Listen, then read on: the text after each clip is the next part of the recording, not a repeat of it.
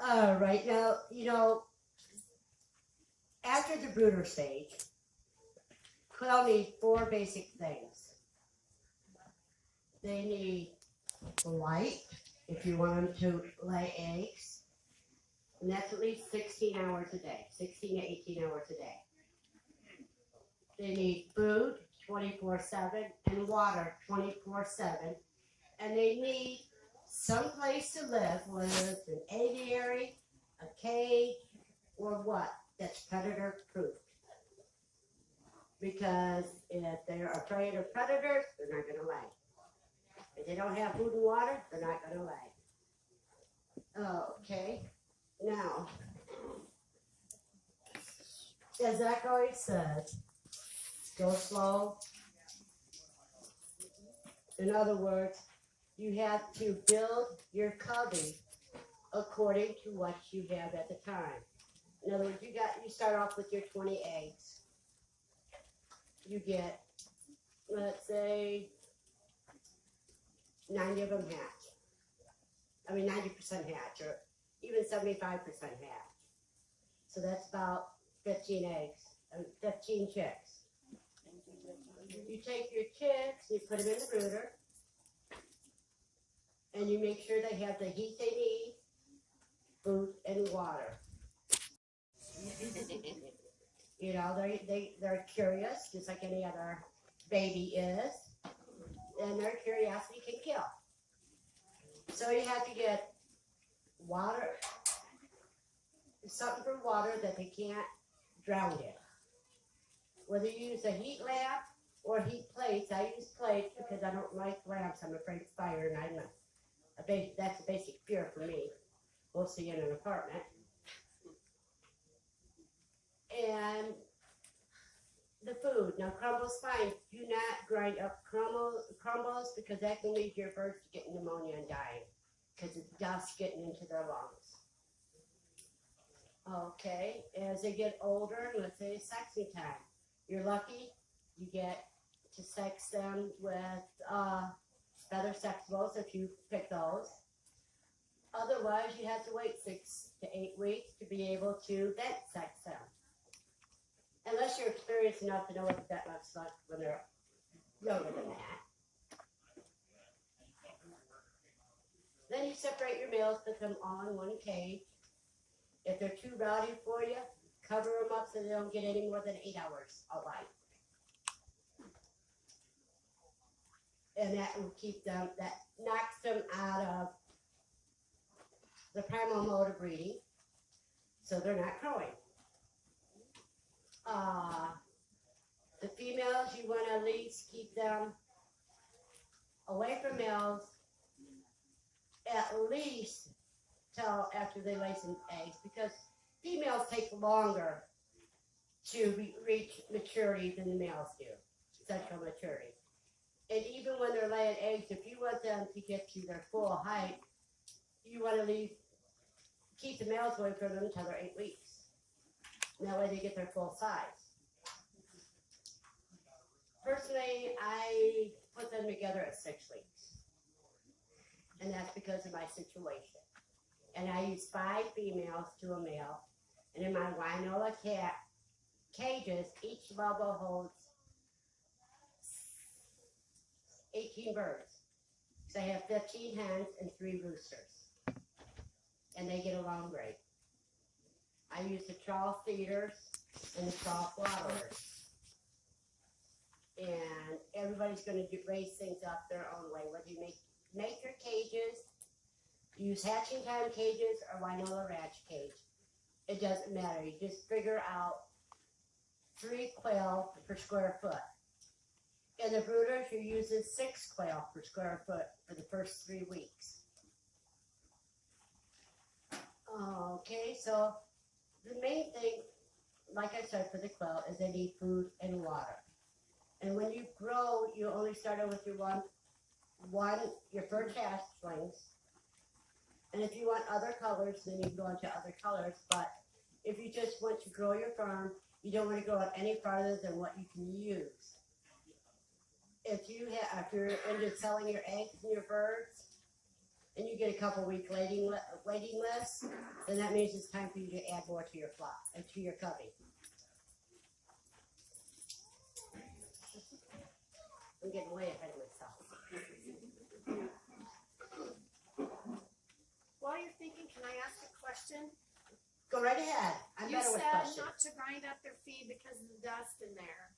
Yeah. Okay, well, I have a dust bath in my quail cage. Is that a bad thing? No, the dust at the food is different. Okay, okay. For the simple fact, dust in the food, they're inhaling while they're eating. Whereas in a dust bath, they got things closed. Okay, You know, closed up. okay. Thank you. I didn't want to mess them up. No, you're fine. I'd rather take questions than to go any further because I killed the basics already. It's very little to do. And in my place, I'm using my bedroom as Atta girl. well. My bed is in the front room because it's 1-bedroom apartment. Yes. My neighbors don't complain about the birds, even when I have noisy roos, for the simple fact they sound just like the birds outside. So the landlord's complaint is, as long as nobody complains, I don't care. The less he knows, the less, the more he don't care. I sell right out of my apartment, whether it's eggs or birds. People have to come to me to buy them. Whether it's a breeding set, birds for dinner, or they lost their male and need another male. I don't process as often as everybody else because it's just me and Lucy that I have to kill for. So I don't have to do it every month. But what I do, I always do more than what I need for the simple fact I have something to sell back. And I sell hatching eggs, eating eggs, breeding sets, and meals. Birds for eating. And I ask them, do you want it live or processed? In other words, do you want to process it yourself or you want me to? If they want me to, it's another $1. And that's it. Any other questions? Do you keep your birds separated so that you have hatching eggs and eating eggs? You don't have to keep them separate for hatching and eating. The only thing you have to worry about is because fertilized eggs taste better to begin with, number one. Number two, as long as they don't get in that 90-degree heat, they're not going to start forming or anything. You can't tell the difference when you cracked a fertilized and unfertilized egg. So as long as you keep them in your house, if you don't refrigerate your eggs, as long as your kitchen doesn't get over 90 degrees, you're good to go.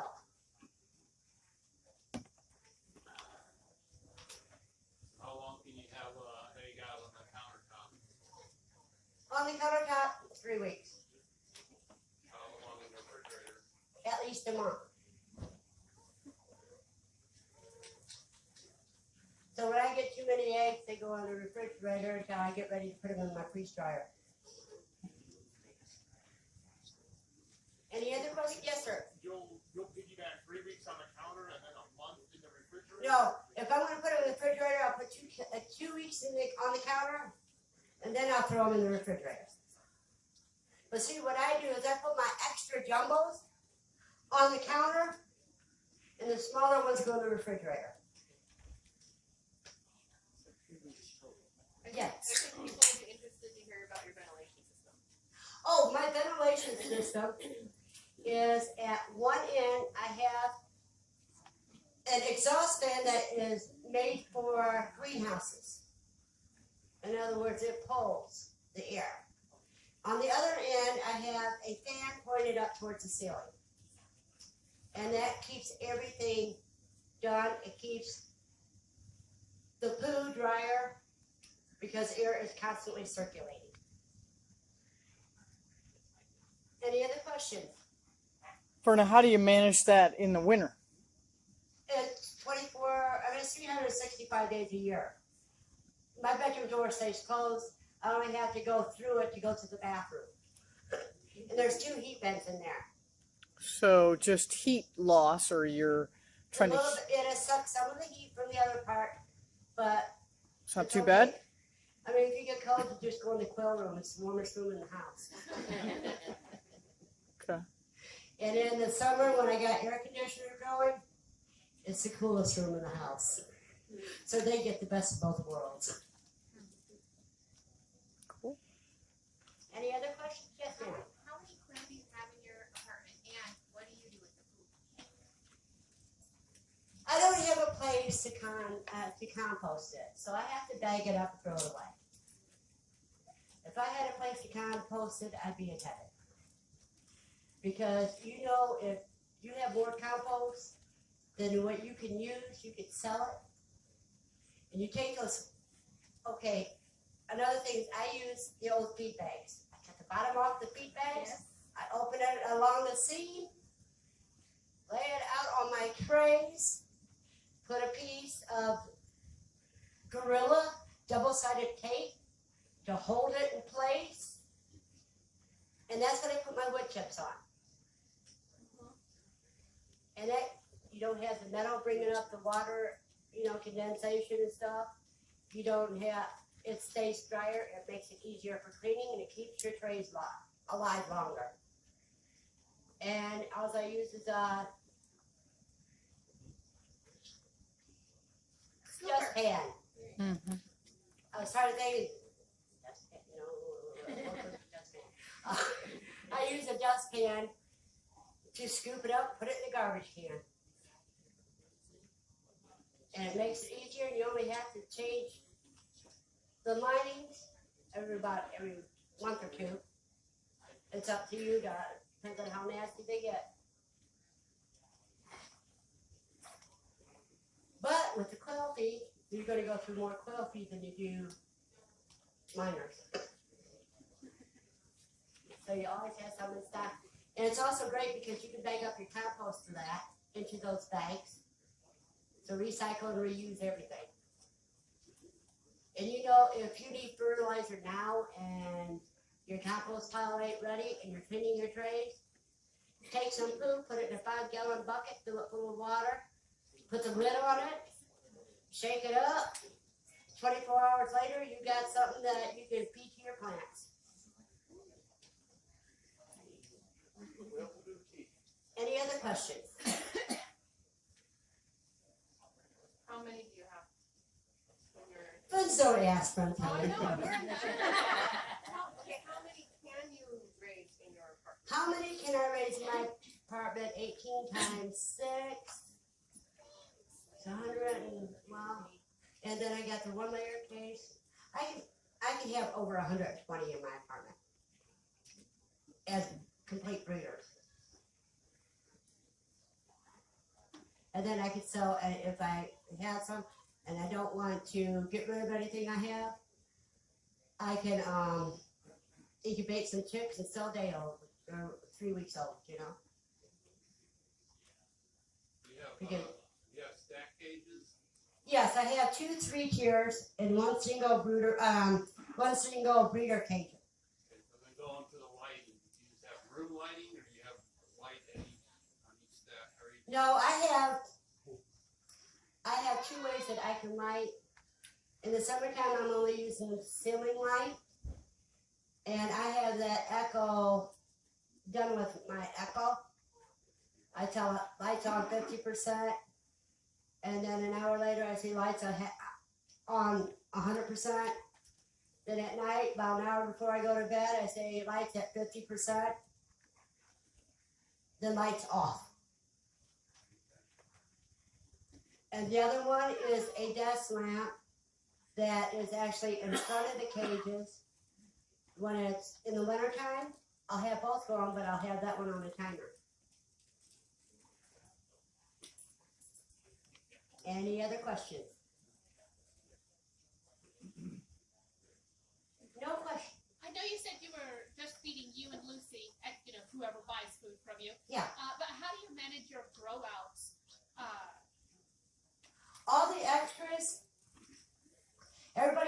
when you process your grow out. And I would say you don't want to do it before 8 weeks because the difference in the price of feed for 8 to 10 weeks is not worth a little bit of weight they gain. Okay? So you wait till 8 weeks. Now me, I let my grow out until I'm in the mood to process them. Or they wake me up in the middle of the night. Then they're gone. Because I don't cover them up. But everybody else wonders how to stop the crowing because they get so upset about the noise. All you gotta do is cover the cage just like you do parakeets and parrots, and you just cover the cage. And that takes them out of breeding. If they have less than 10 hours of life, they're not going to be in breeding mood. Because females will lay eggs faster than the males will create their, yeah. I was trying to think of the right way of saying that. The males are not, after the winter or after lack of light, the males are not as ready to produce as the females are. That's the only time the females are ready beforehand. Of course, you've always got one or two that breaks every rule. You know, like having a quail that starts crowing at 1 week old. I've had that. It's so comical. It reminds me of a teenage boy with going through the change. Any other questions? Yes. Sorry, I came in a few minutes late, so I apologize if you already answered this, but how do you get most of your customers? How do you find your customers? Well, I do Craigslist and word of mouth. You know, both of them are free, really. Free advertisement's always the best. I have a question. Yes, ma'am. I came in a little bit late too, so. You can ask any question. I don't care how many times I answered it. I'm fine. Okay, thank you. So what else can we feed them? Can we feed them microgreens or? Okay, now some of the things that I feed them is I use sprouts. That's microgreen. Well, yeah, but I sprout them in the jar sprouters, you know. Yep. Cucumbers, squash, summer and winter squash, watermelon. And I tell you what, the first time you give them watermelon and you forget about it, you walk in, you see their red mouth. Oh my God, who'd you kill? But it's interesting. But they'll eat. Oh, I also give them clover because our landlord's too cheap. He's not going to use chemicals on our lawn, so I can go out and grab all the clovers and stuff like that they like and just throw it in their tray. Dried worms, dried mealyworms. I've got them where they see my hand like this, or they hear me going into the box where the dried mealyworms are. They're all excited. They even try to get my hand to get it. Let's see. I wouldn't give them lettuce because that's all just water. So will anything interfere with their production if we give them, like, if too much watermelon? Like, be careful about. Well, the thing is about treats. You don't want to give them any more than 10% of their feed as treats. Because then you're going to go and you're robbing them of other nutrients that they desperately need. You never want to give more than 10%. Now with me, I do it once or twice a week and that's it. And it's a handful per trough. So they have to share it. Yes. And what about wetting the feed? I do not do wet feed. Now, if you do the fermented feed, with me, I don't have patience with it, and I don't have room to put something in just for that because my apartment's filled up. If you want to go ahead and do fermented feed, just be careful it doesn't get moldy, and that will save you on your feed bill. You know, that's fine. another thing, what I have in my sandbox is I have play sand and used coffee grounds that I cook after I make coffee. I cook it to dry it out. And that goes in the sandbox so that when I'm taking the birds out of the cage to clean the cage and stuff like that, that's the only time they get to play in sand. Because I do one layer at a time. And they love it. Yes.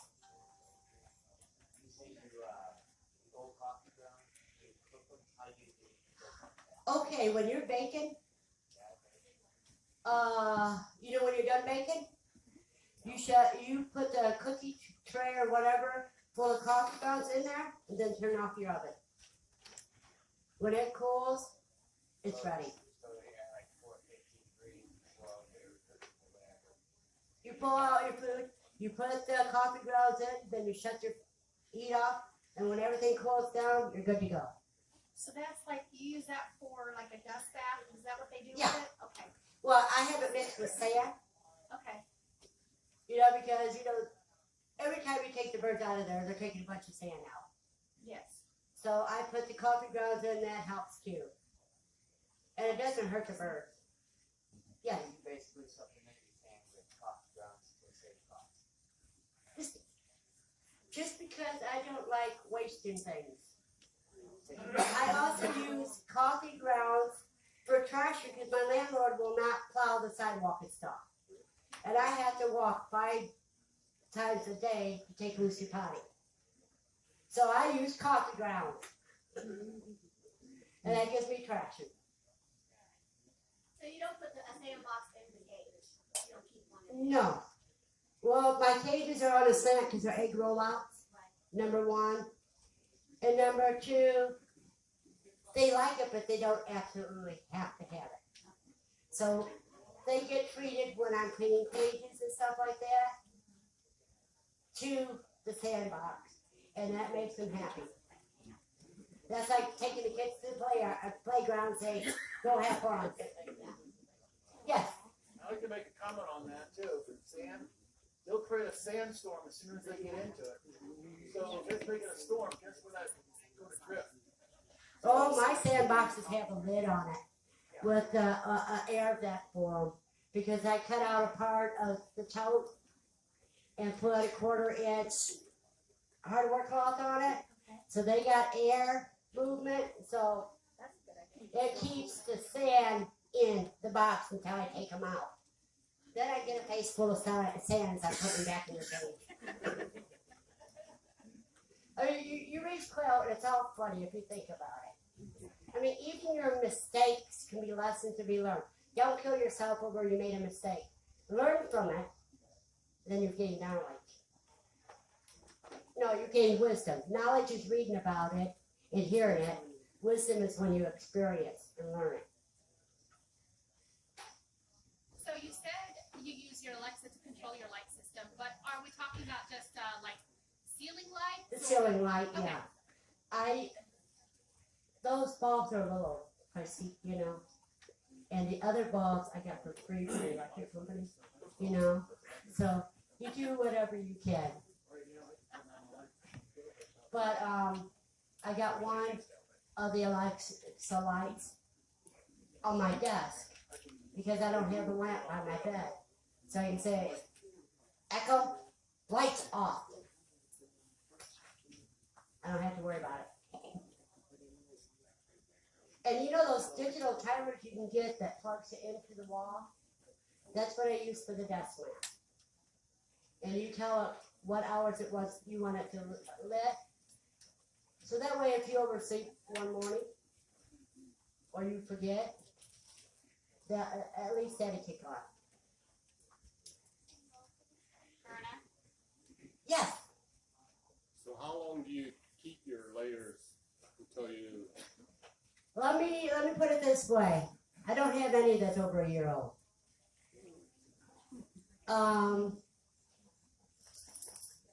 Where I just rotate eventually, And then the older ones, go in the freezer too, or? They go in the freezer camp. They go in the freezer camp, or they may go in my freeze dryer. Because I got one of those now. But I'm going to tell you, when I do the freeze dryer ones, I'm going to fillet them. So that way it's easier to rehydrate. And then I'm taking the bones, and what's left on the bones net, and I'm making more bone broth. Because that dehydrates beautiful, so I got bouillon. I haven't had bouillon since 92, because that's when I became allergic to MSG. So your own homemade bouillon, delicious. So you freeze dried bouillon of the broth? I freeze dry the broth, yeah. And you know all the vegetables that you put in the broth for flavor. When you take it out, don't throw it away. Freeze that in its own pan. Freeze dry that in your own pan. You can use that as dog treats or seasoning. Because it's going to have the quail seasoning as well as its own. Yes. Are you freeze drying whole birds? I did, but I don't like how it turned out. Yeah, they did all right. But I didn't like how they turned out because the underneath cavity or the inside cavity had grease on it. I didn't like that, so that's why I'm gonna debone them before I freeze dry them. Yes. I do mine indoors well, and one really good option for your lighting is at Walmart, about $10 to get those LED strips, kind of like you put in your TV. They have one of those that you can put on a timer that's built in and everything. Oh yeah, you know, LEDs are great if you want to use strip lighting instead.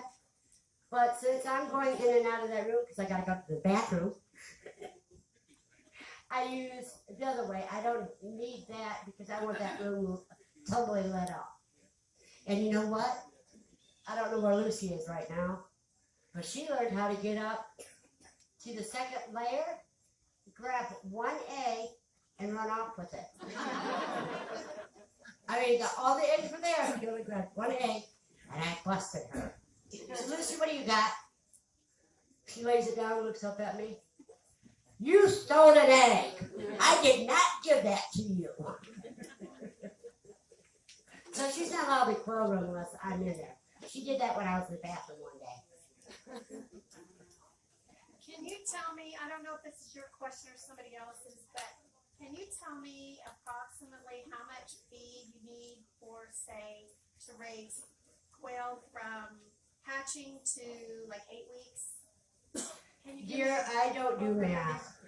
You know, I was going to set some aside and use it only for that, and the next thing you know, it's everywhere. So You know who you should talk to about that one? okay, you Is Kallenbach. the guy out with the feet.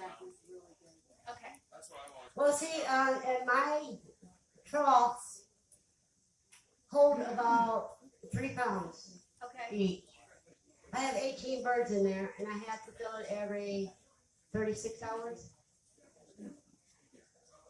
Yeah, I've got some all different sizes, and it's, I don't know how much I'm using. You know what I'm saying? I don't know what my expenses are because I just. You have to log that. You know, watch. Open the bag. Do it by bag, don't do it by bird, do it by bag. If you have Count your one bag bags. of feed at 6 pounds, you last you a month, look at your birds, divide the birds into the bag, you got your bag.